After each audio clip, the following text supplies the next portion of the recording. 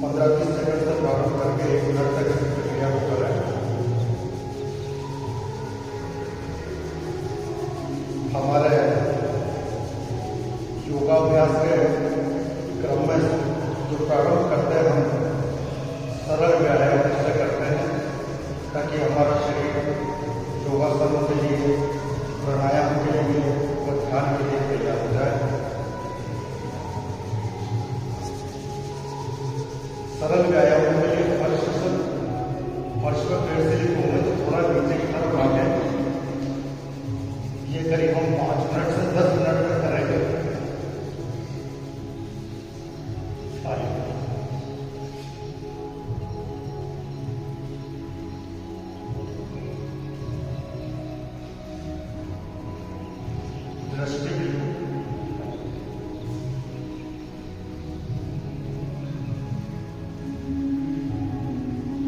दृष्टि किसी के रूप में निकालें,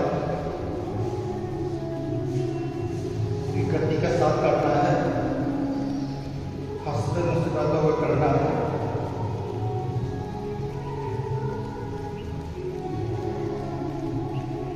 हमारी ड्यूटी के आपका प्रारंभ सरल व्यायाम से ही हम करते हैं।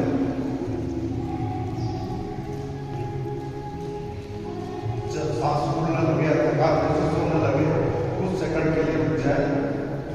सांस नॉर्मल होने के बाद पुनः वापस इन सरल व्यायाम को करना प्रारंभ कर दें।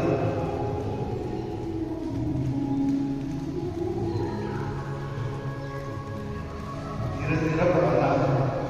प्रारंभ में 1-2 मिनट तक करें।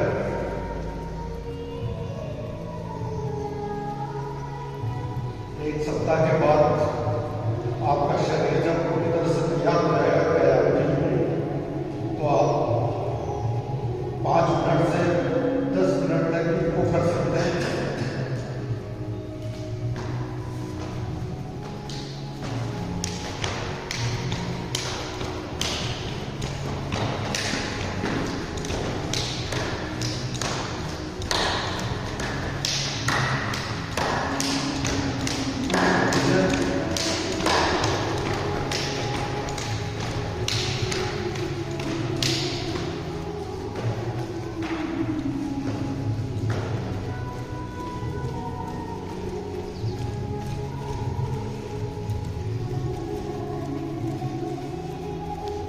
इस अभ्यास में हमारी सांस तेज गति से चलने लगती है।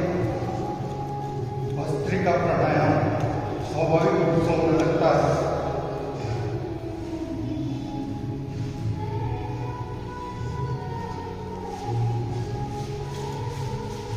सांस तेज गति से आती है, तेज गति से जाती है। यह है भस्त्रिका प्राणायाम। और भस्त्रिका प्राणायाम इन सरल व्यायाम स्वाभाविक रूप से होने लगता है।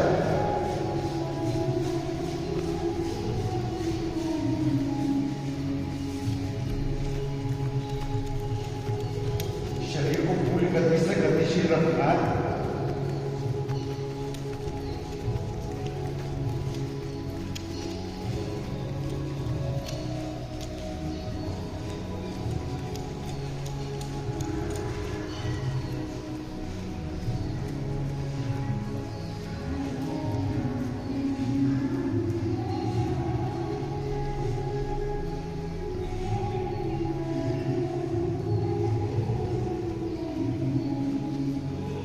अभ्यास में पैरों को पूरा कमर के लेवल तक ऊपर करना है।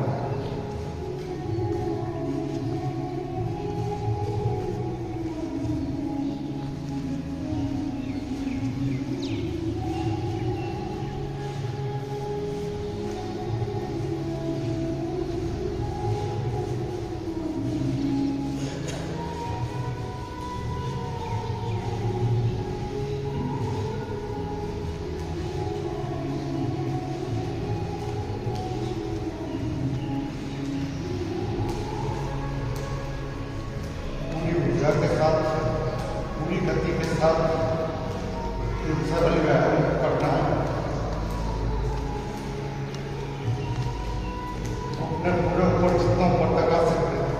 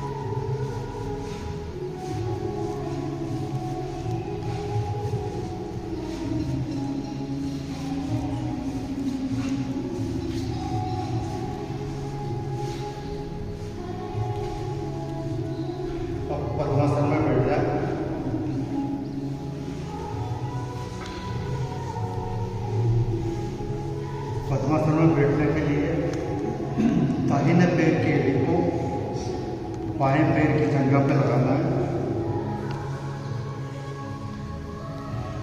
और बाएं पैर की एड़ी को दाहिने पैर की जंघा के कॉर्नर पे लगाना है।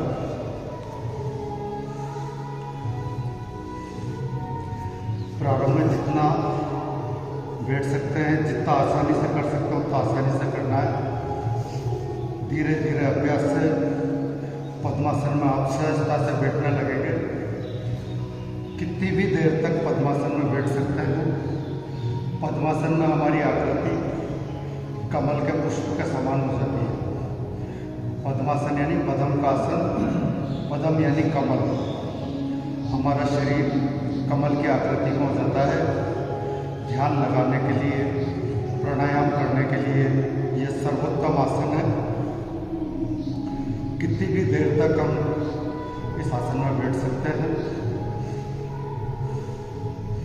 हाथों को ध्यान मुद्रा में अंगूठा और तर्जनी उंगली को आपस में मिला लें। बाकी तीनों उंगलियां बिल्कुल सीधी। पलकों को धीरे से बंद कर लें, ढीला छोड़ दें पलकों को और ध्यान पूरा सांसों पर, सांसों को महसूस करें।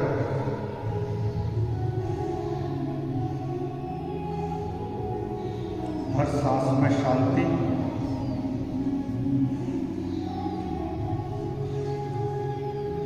हर सांस में आनंद को महसूस करें।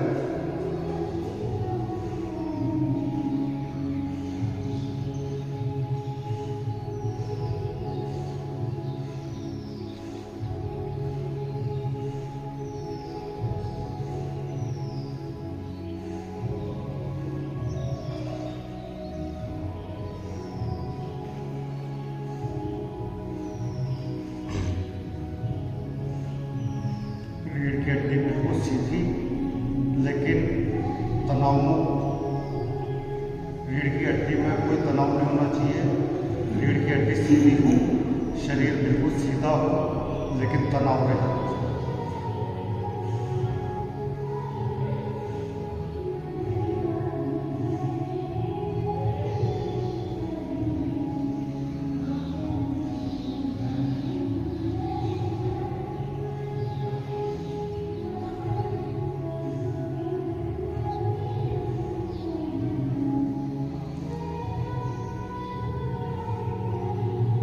सांसों में शांति को महसूस करते रहे।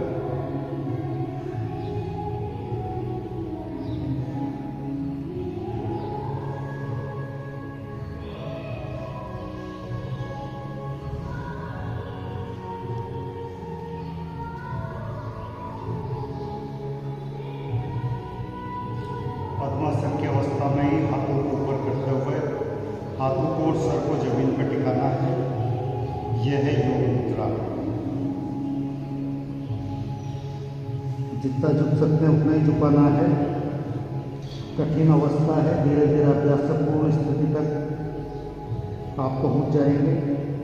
सिर का और हाथों का जमीन पर पूरी तरह से टिक जाना ही इसकी योग मुद्रा की पूर्ण अवस्था है।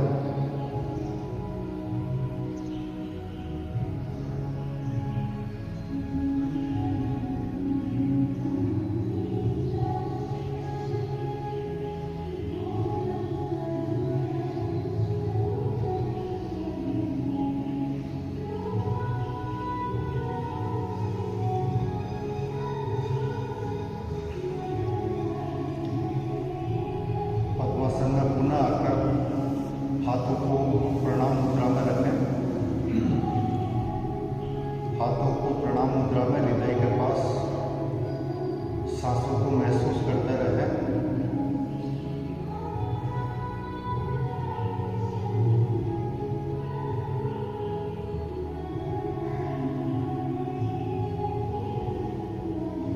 अब हम इसी अवस्था में, पद्मासन की अवस्था में ही पीठ के बल पीछे लेटेंगे।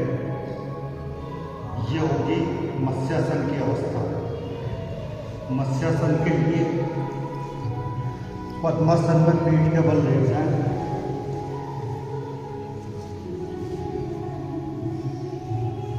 सिर के बीच के हिस्से को जमीन पर निकालें।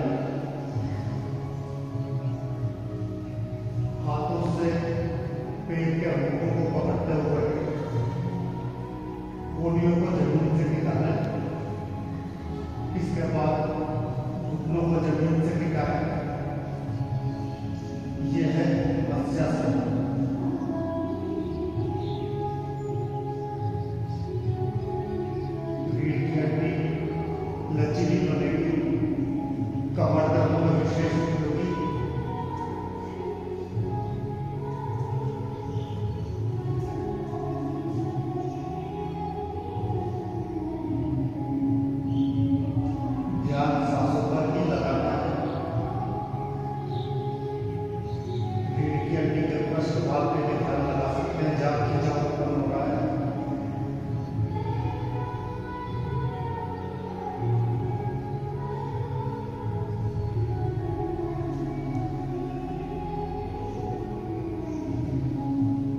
इसके बाद वापस पद्मासन की अवस्था में ही बैठ जाए। पद्मासन से पैरों को खोलते हुए अब हम अगली योग मुद्रा करेंगे, वज्रासन। वज्रासन में दोनों घुटनों को आपस में मिलाते हुए दाहिने पैर के अंगूठे को बाएं पैर के अंगूठे पर रखना है। एड़ियाँ खुली हुई रहेगी और एड़ियों के बीच में आराम से बैठना है। घुटनों के पास हाथों को रखना है। ये है वज्रासन। ध्यान सांसों पर लगभग 1 मिनट तक हम इसमें रहेंगे।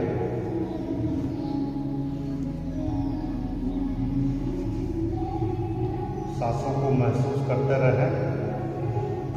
हर सांस में शांति को महसूस करें।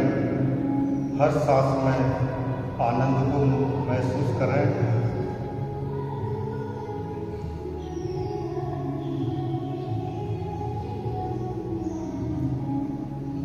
पलकों को बिल्कुल ढीला छोड़ दें। शरीर में कहीं कोई तनाव नहीं।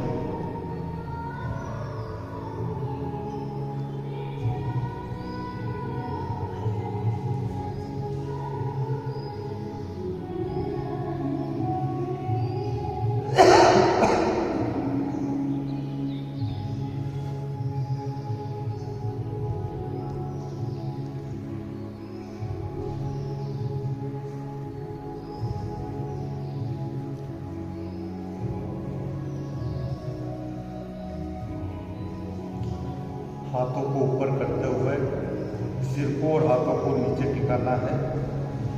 यह है वज्रासन योग मुद्रा। वज्रासन योग मुद्रा सरल अवस्था है। इसे कोई भी कर सकता है, कितनी भी देर तक कर सकता है। हम इसे लगभग 1 मिनट तक करेंगे।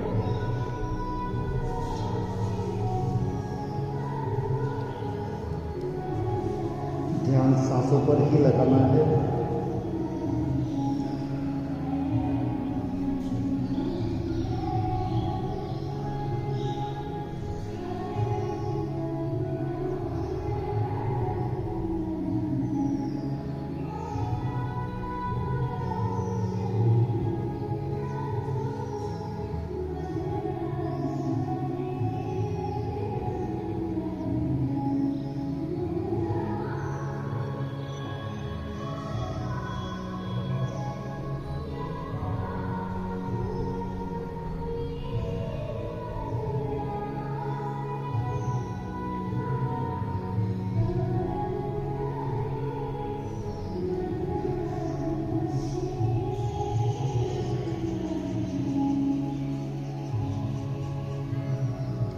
वज्रासन की अवस्था में आ जाए वापस।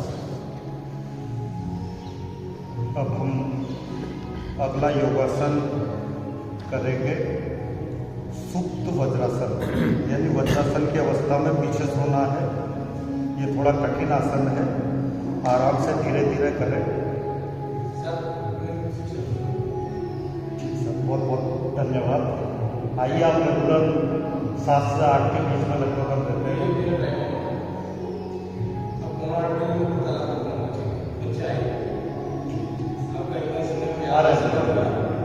धन्यवाद आप आए।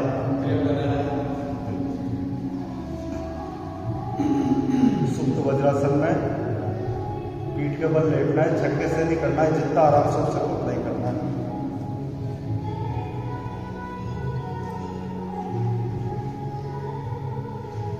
सिर के बीच के हिस्से को टिकाना है, घुटने मिले रहने चाहिए। सिर के बीच का हिस्सा टिक जाना चाहिए। हाथों को नाभि के ऊपर या प्रणाम मुद्रा में पीछे को रख सकता है।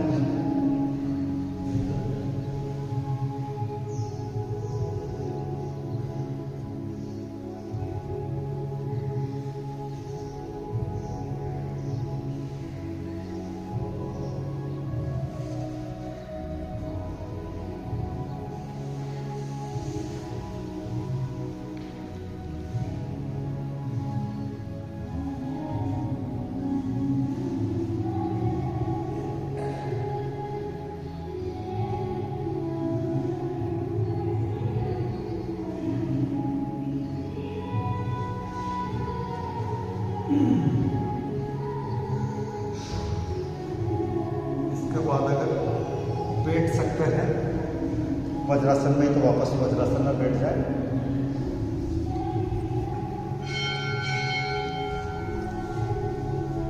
इसके बाद अगला योगासन खड़े हो जाए, ताड़ासन कर देना है। 1 मिनट तक करेंगे। सावधान की मुद्रा में, यानी एड़िया मिली रहे, पंजे खुले रहे, हाथों की उंगलियों को आपस में सटाते हुए हाथों को ऊपर करना है। पैर के पूरे हिस्से को ऊपर करना है, केवल पैर का अंगूठा और उंगलियां जमीन से टिकी रहे। एड़ियाँ जितनी ऊपर कर सकते हैं उतनी ऊपर करना है। आधे मिनट से 1 मिनट तक हम इस अवस्था में रहेंगे। सभी तरह के जॉइंट्स पेन के लिए ये रामबाण है। चाहे गर्दन का दर्द हो, कंधे का दर्द हो, कमर का दर्द हो, घुटनों का दर्द हो, सभी के लिए रामबाण है। शरीर के हर जोड़ में रक्त संचार इस दौरान तीव्र गति से होने लगता है। सरल आसन है और हर व्यक्ति के लिए उपयोगी है। शरीर का पूरा आलस्य ताड़ासन की अवस्था में रहने पर खत्म हो जाता है।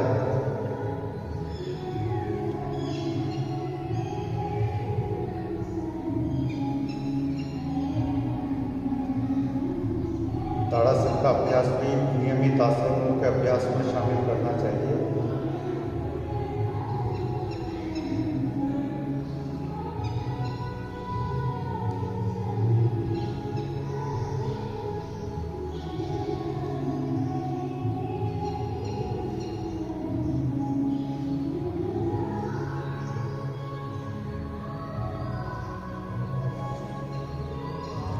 इसके बाद हम करेंगे हस्तपाद अंगुष्ठासन, यानी हाथों से पैरों के अंगूठों को पकड़ना है।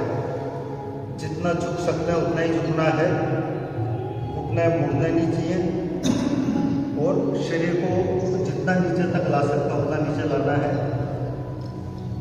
इसकी पूर्ण स्थिति है, हाथ की प्रारंभिक अवस्था तो ये होगी और पूर्ण अवस्था है एड़ियों को पकड़ते हुए सिर को घुटनों का डालना है।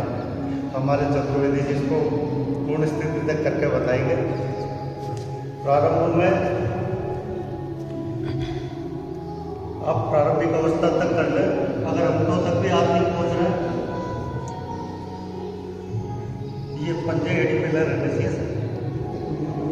हाँ हाँ, आराम से हाँ, इसमें एड़ियों को और पकड़ लो आप, तब पूरा सट जाता है शरीर और पंजे पूरे मिले रहने चाहिए, जब जाके शरीर पूरा एक हो जाता है।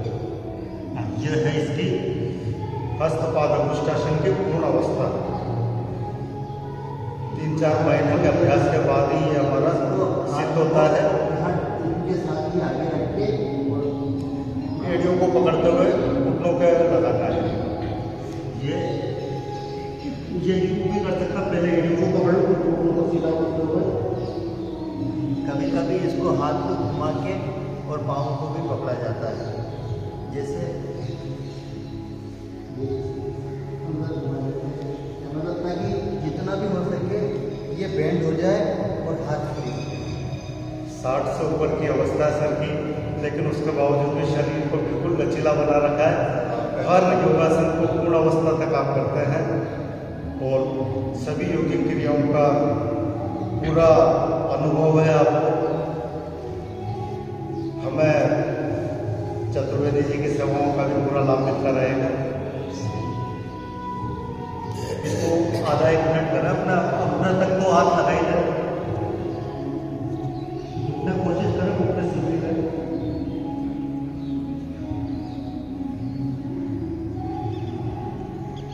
इसी में पूर्ण लाभ प्राप्त हो जाएगी इस आसन के। घुटनों के दर्द के लिए ये रामबाण है।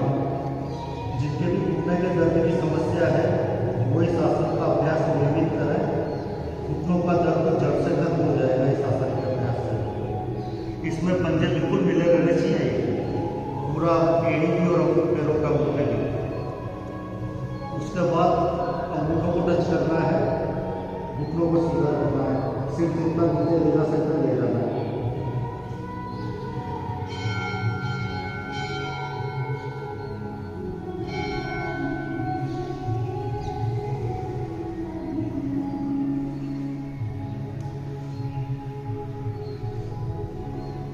बहुत बढ़िया, सभी लगभग काफ़ी अच्छे तरीके से कर रहे हैं।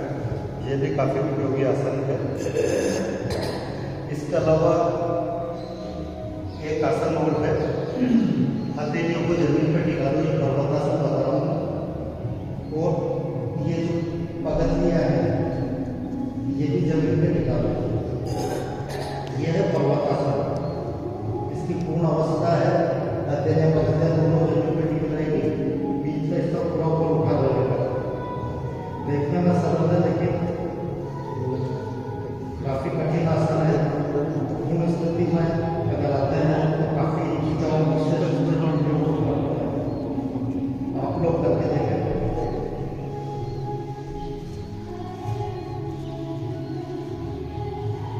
एरिया में ज़्यादा पंजाब का पत्थरी और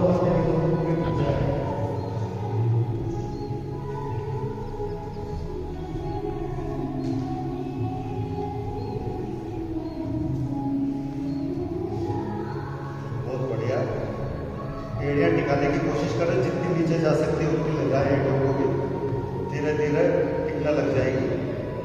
जो हस्तपाद और उष्ट्रासन के लाभ है वही लाभ इसके भी है। घुटने के दर्द में पूरा लाभ होगा।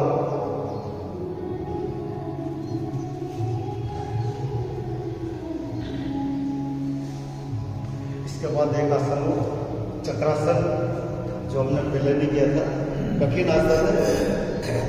निरंतर अभ्यास से कुछ समय बाद, लगभग 1 महीने 1.5 महीने बाद आपका ये भी सिद्ध हो जाएगा। चक्रासन के लिए शवासन में बैठ जाए।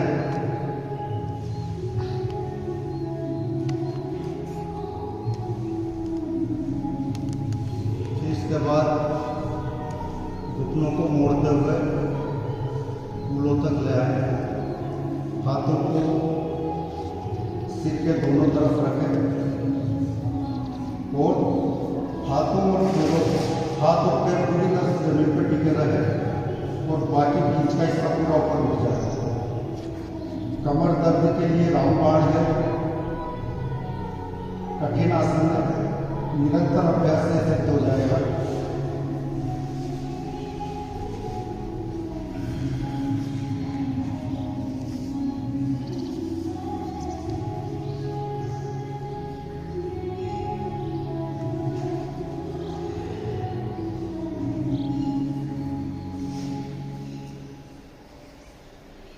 जितना ऊपर उठा सकता है उतना उठा लें। तो चतुर्वेदी जी सर बिल्कुल सही कर रहे हैं।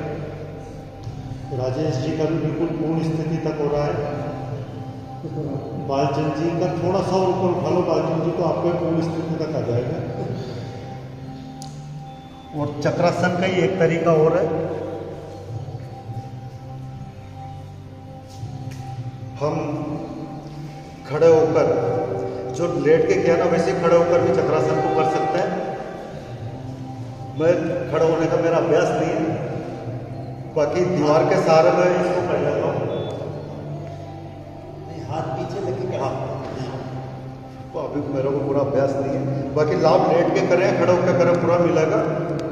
थोड़ा सा पैरों को खोल लें, पीछे झुकाते हुए हाथों को जमीन पर टिकाना है।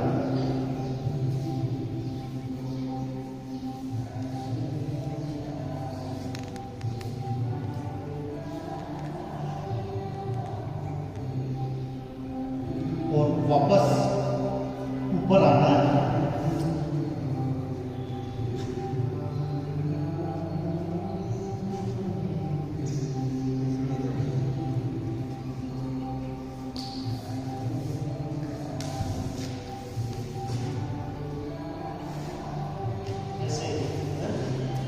ऐसे, हाँ, बहुत बढ़िया, शानदार।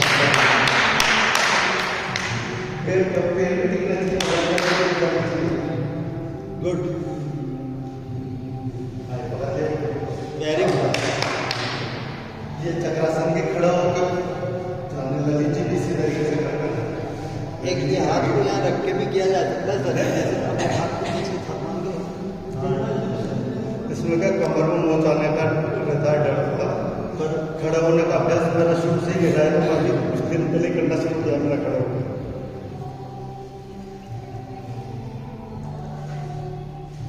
अब कुछ आसन पीठ के बल लेने वाले रहता है। हमें जरूरी नहीं कि कठिन आसन ही करने हैं, सरल आसन से भी पूरा लाभ मिलेगा। प्रारंभ में सरल आसनों से ही प्रारंभ करना है। सरल आसनों से भी हमारा पूरा शरीर गतिवान होगा, शरीर की पूरी ऊर्जा सक्रिय होगी। पीठ के बल लेट जाए, आधा मिनट से 1 मिनट तक शवासन करें। शवासन में शरीर को पूरा शिथिल कर दें, पूरा ढीला छोड़ना। एक शव की भांति आप ये माने कि आपके शरीर में प्राण नहीं है, बिल्कुल शव की तरह अपने आप को निढाल कर दें, शिथिल कर दें। शवासन की अवस्था में पीठ के बल सीधे लेट जाए, पैर थोड़ा सा खुले हुए, हाथों को नाभि के ऊपर रख सकते हैं, हाथों को जमीन में इस तरीके से आगे फैला कर खुला रख सकते हैं, हाथों को इस तरीके से रख सकते हैं या हाथों को इस तरीके से रख सकते हैं। जैसे भी आपको सुख मिले, जैसे भी आपको शरीर को आराम मिले, उस तरीके से करना है। सामान्यतया हाथों को नाभि के ऊपर रखना है। जब भी थकान महसूस हो, शवासन आधा मिनट 1 मिनट से प्रारंभ करके 5 से 10 मिनट तक करें, आपको पूर्ण आराम मिलेगा। 10 मिनट का शवासन आपको 2 घंटे की नींद के बराबर आराम देगा। कठिन योगासनों के अभ्यास के बाद शवासन अवश्य करें। साथ ही सरल आसनों के बाद भी जब थकान महसूस होने लगे तो शवासन अवश्य करें।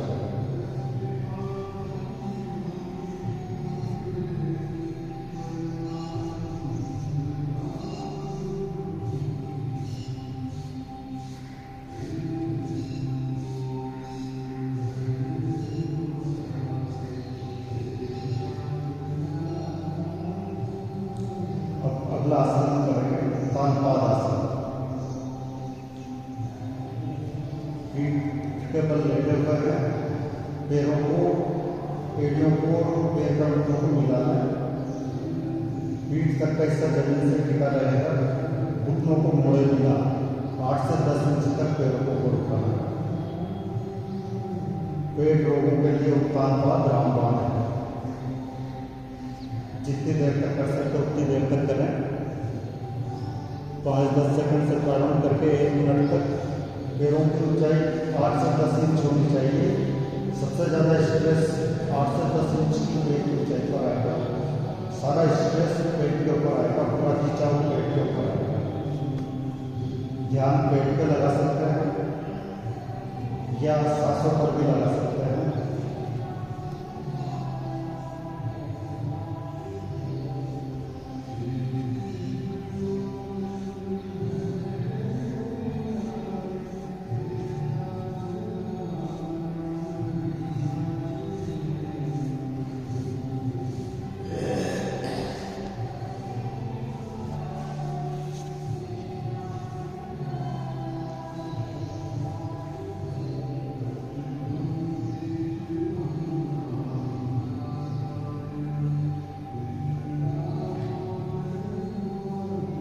अगला योगासन, पैरों को घुटनों से फोल्ड कर लें, एड़ियाँ और पैर के अंगूठे मिले रहें, हाथों की उंगलियों को आपस में सटा लें और हाथों से इसी अवस्था में घुटनों को पकड़ते हुए कोशिश करें घुटनों से ठुड्डी को उड़ा दें। जितना झुका सकते हैं ठुड्डी तक, जितना घुटनों को झुका सकते हैं झुकाएं। टूटी नहीं आता तो जहाँ तक कर सकते हैं वहाँ तक करें। निरंतर अभ्यास से पूर्ण अवस्था इस पवन मुक्तासन की आपको प्राप्त होने लगेगी।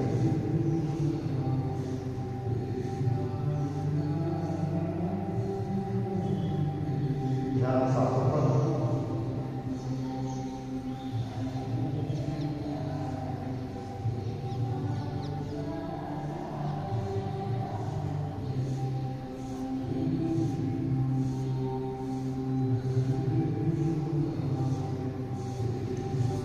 कोशिश करें चेहरे पर तनाव लगभग नहीं रहे।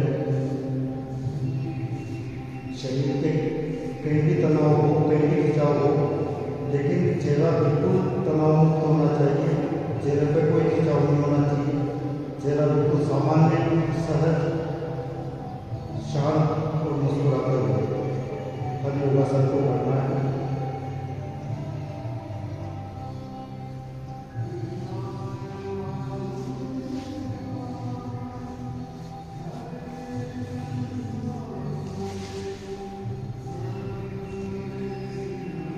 शवासन करना थोड़ी देर।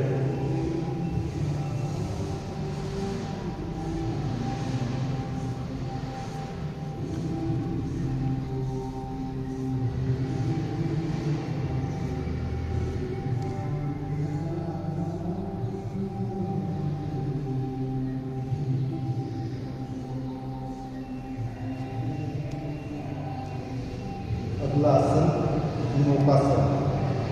नौकासन के लिए केवल बीच का हिस्सा टिका रहेगा, सिर के पीछे का और पैर ऊपर उठे रहेंगे। पैर के ऊपर उठाना है।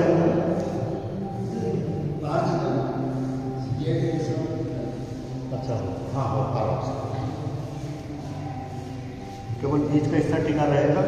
पैरों को इतना ऊपर करना है कि हमारी नज़र के सामने पैर का मुंह आ जाए। दृष्टि पैर का मुंह ऊपर। उठाओ, पैरों को ऊपर उठाओ।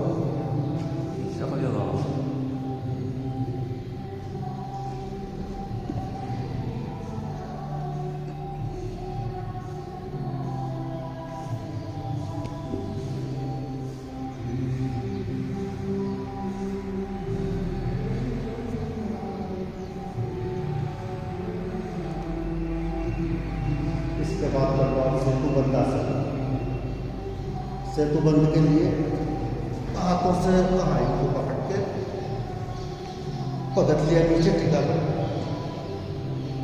कंधे से नीचे टिक जाए, पगथिया नीचे टिक जाए, बाकी पूरा शरीर ऊपर उठ जाए। यह है सेतुबंध आसन। जो चक्रासन कर सकते हैं, सुप्त वज्रासन या मत्स्यासन भी कर सकते हैं, वो इस आसन को कर सकते हैं। सरल आसन है और सुप्त वज्रासन, मत्स्यासन या चक्रासन के लाभ भी इस अवस्था में प्राप्त कर सकते हैं।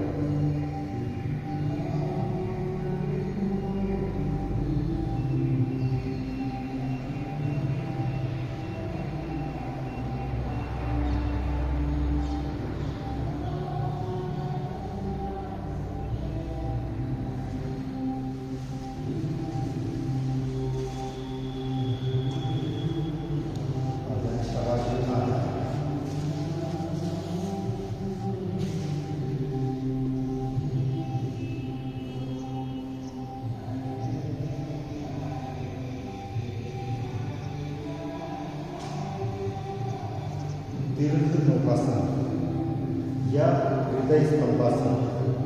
इसके लिए हाथों को पीछे से डालें, कंधों को और गर्दन को ऊपर उठाना है और पैरों को 4 से 6 इंच तक ऊपर उठाना है। उठाओ कंधों को, सिर को और पैरों को। बहुत उपयोगी आसन है।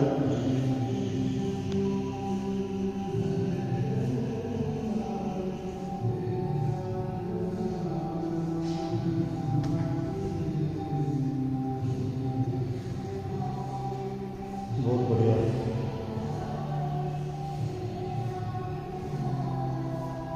जिन भी आसनों को हम सरलता से कर सकते हैं, प्रारंभ में उन्हीं का अभ्यास करें।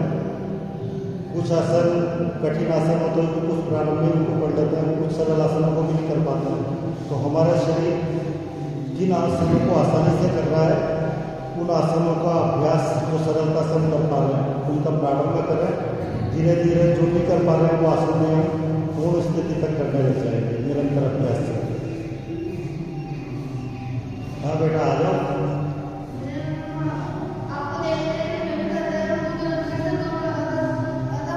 आ जाओ, बहुत बढ़िया बेटा। लेट जा हमारी तरफ से।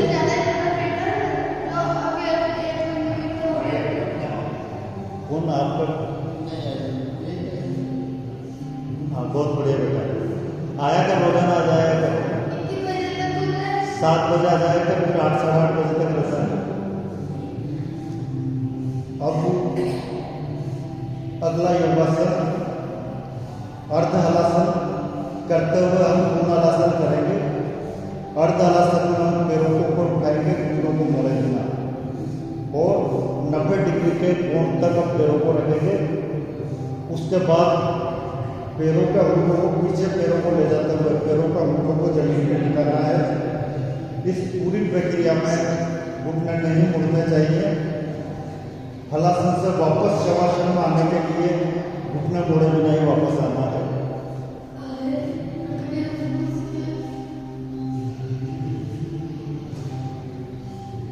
घुटने सीधे, दृष्टि पैर के अंगूठों पर।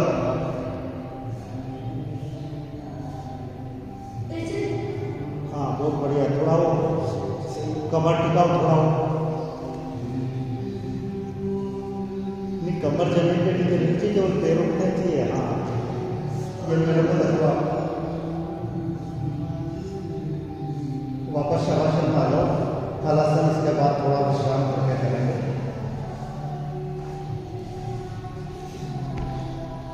इसमें अर्ध हलासन में केवल पैरों को उठेंगे, कमर पूरी टिकी रहेगी, कूल्हे तक का हिस्सा पूरा टिका रहेगा।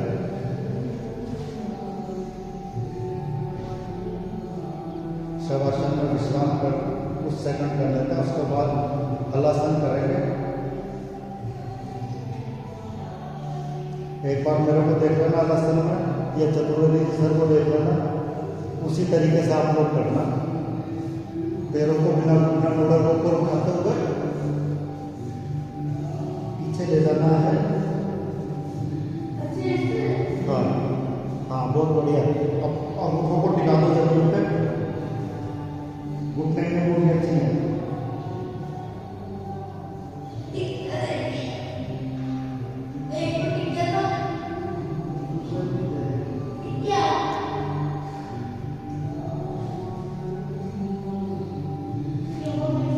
वापस आ जाए बिना घुटने मोड़े।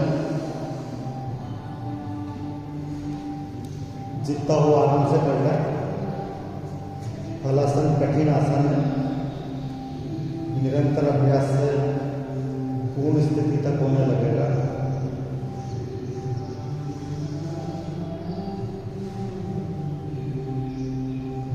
एक सर्वांगासन और कर लें। सर्वांगासन में कंधा और सिर टिके रहेंगे, बाकी पूरा हिस्सा सीधा ऊपर हो जाएगा। जो शीर्षासन नहीं कर सकते हैं वो सर्वांगासन से भी, हाँ सर्वांगासन से भी शीर्षासन के पूरे लाभ प्राप्त किए जा सकते हैं। सर्वांगासन यानी संपूर्ण शरीर का व्यायाम। संपूर्ण शरीर में रक्त संचार तीव्र गति से होने लगता है सर्वांगासन के दौरान भी और शीर्षासन के दौरान भी। शीर्षासन और सर्वांगासन दोनों संपूर्ण शरीर के व्यायाम हैं।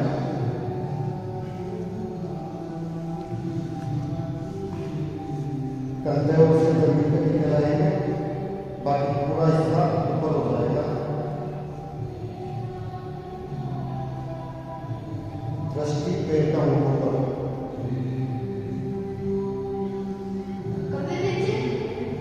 आप थक जाओ तो कर लो, थकान महसूस हो रही हो तो नीचे कर लो, है ना। वहीं तक करना है जहाँ तक आराम से कर सकते हैं। हाँ तो करते रहो। हाँ करते रहो, बहुत बढ़िया। आ जाओ, आ जाओ।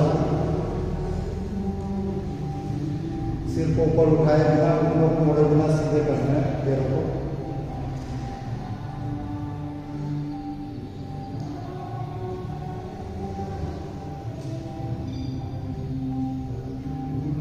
अब कुछ आसन कल करेंगे।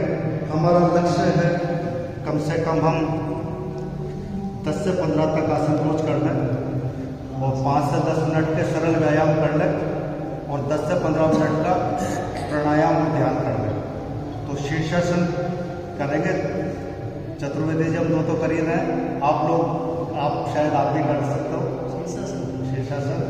तो पहले कर रखा हो तो करें, नहीं तो मेरे को देखते हुए फिर उसके बाद करें। आज मैं इस पर हाथ से नहीं करता, इसलिए मेरी तबीयत करने का आया था। शीर्षासन के बाद फिर प्राणायाम करेंगे, उसके बाद फिर हम आज का संपन्न करेंगे। क्योंकि अष्टांग योग में हमें 8 अंगों का थोड़ा थोड़ा अभ्यास नियमित करना है, तभी शरीर के साथ साथ हमारा मन और मस्तिष्क भी स्वस्थ बनेगा। योगासनों से और सरल व्यायामों से तो हमारा शरीर स्वस्थ हो गया है, लेकिन मन की शांति और मस्तिष्क की नकारात्मकताओं को खत्म करने के लिए प्राणायाम और ध्यान का भी 5 से 15 मिनट तक कम से कम अभ्यास आवश्यक है। तो शीर्षासन के बाद हम उज्जीत प्राणायाम करेंगे करीब 10 मिनट। ईमानदारी से सबको 10 मिनट तक करना है। शीर्षासन के लिए घुटनों को इस तरीके से मिला लें, हाथों को टिका दें, सिर का बीच वाला हिस्सा जमीन पर टिका दें। बेटा करता हो तो करना, नहीं तो लग जाएगी, है ना। अभी आज देख ले, फिर कल करना इसको, है ना, रोजाना। ये सिर का बीच वाला हिस्सा टिका है। ये शीर्षासन की प्रारंभिक अवस्था ये है ढोक मुद्रा। शीर्षासन नहीं कर सकता तो केवल ढोक मुद्रा ही कर रहे। शीर्षासन के काफी कुछ लाभ मिलेंगे। ढोक मुद्रा में भी हमारे सिर पर रक्त संचार तीव्र गति से होगा।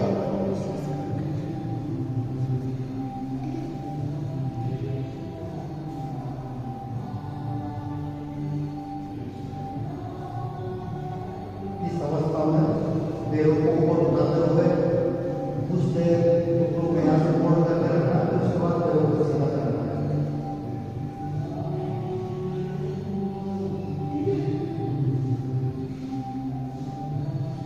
थोड़ी देर घुटनों से मुड़ी हुई अवस्था में रखना है पैरों को।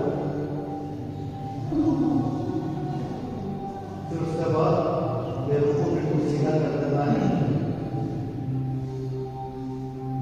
शीर्षासन आसनों का राजा है। संपूर्ण शरीर का व्यायाम शीर्षासन में हो जाता है। संपूर्ण शरीर में रक्त संचार की गति से होने लगता है। विशेष रूप से मस्तिष्क में रक्त संचार की गति से होने लगता है। चेहरे पे स्ट्रेस आता है, लेकिन कोशिशों का ध्यान रखकर चेहरे का स्ट्रेस कम से कम रहे। लगभग ध्यान के द्वारा 1 मिनट से लेकर अधिकतम 10 मिनट तक शीर्षासन का अभ्यास कर सकते हैं। वापस इसी अवस्था में आ सकता है उसी तरीके से। बहुत बढ़िया। कैमरा इधर हो रहा है, बढ़िया, अच्छा, शानदार। पहली बार में शीर्षासन को पूर्ण स्थिति तक आप भी जो शीर्षासन कर सकता है, यानी उसने अपने शरीर को पूरी तरह से साफ रखा है, वो किसी भी योगासन को पूर्ण अवस्था तक कर सकता है। बहुत बढ़िया।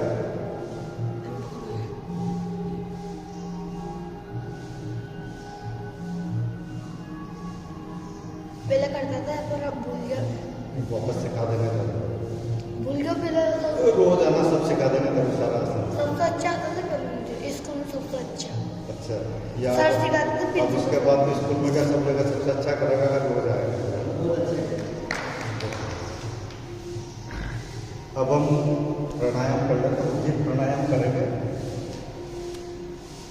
इसके लिए पद्मासन में बैठना है।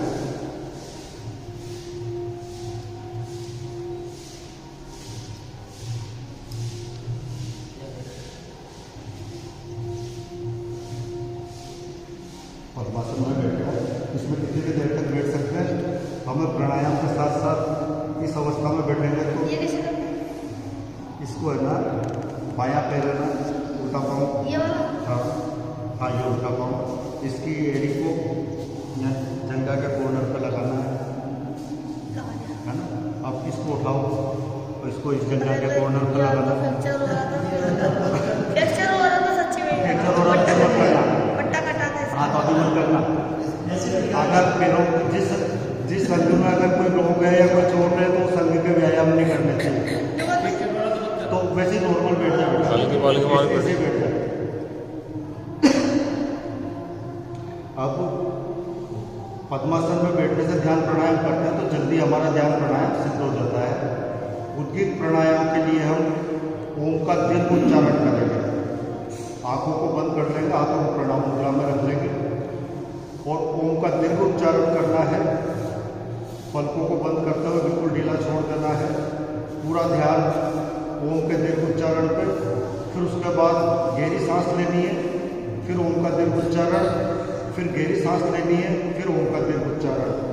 यही प्रक्रिया ये तो आता है 5 मिनट से लेकर कम से कम 5 मिनट से लेकर अधिकतम आधे घंटे तक करना चाहिए।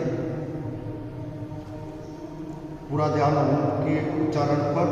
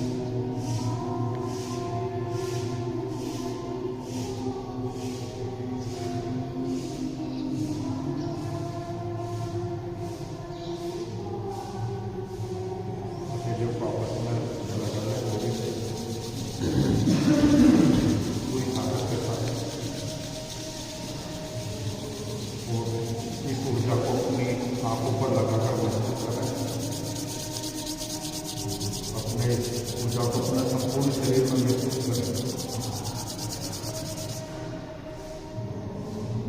उद्गीत प्राणायाम यानी ओम का दीर्घ उच्चारण और गहरी सांस लेना।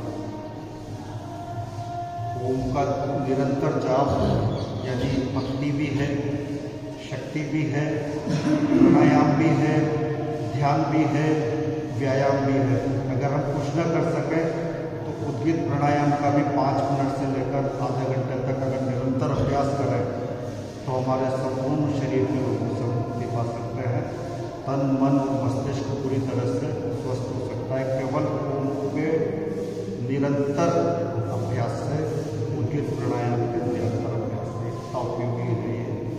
भक्ति, शक्ति, ध्यान, प्राणायाम, व्यायाम, आराम सब कुछ है इसमें। एक ही चीज़ में पूरी सृष्टि जो एक बिंदु में समाई हुई है, पूरी सृष्टि एक ओम के उच्चारण में समाई हुई है। तो केवल ओम के जाप से हम पूर्ण शांति, पूर्ण आनंद और समाधि तक पहुँच सकते हैं। सुनाओ सुनाओ आओ इधर इधर आ जाओ। एक वो आत्म समापन हम उससे करेंगे।